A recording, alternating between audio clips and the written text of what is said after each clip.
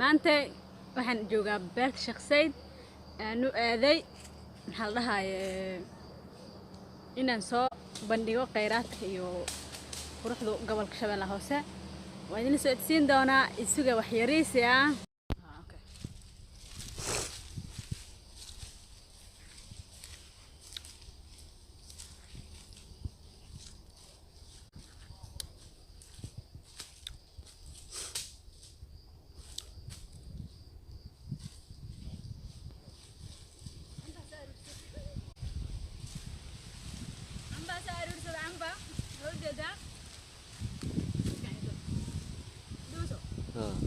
عبا وجد أنا صار وصدي وركك صار وصدي بسرعة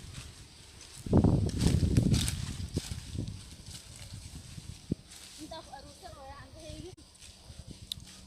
حتى كوفي هو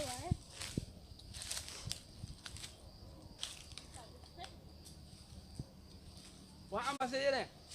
وقالوا يا حمر وقالوا حمر عمر قروا ميجر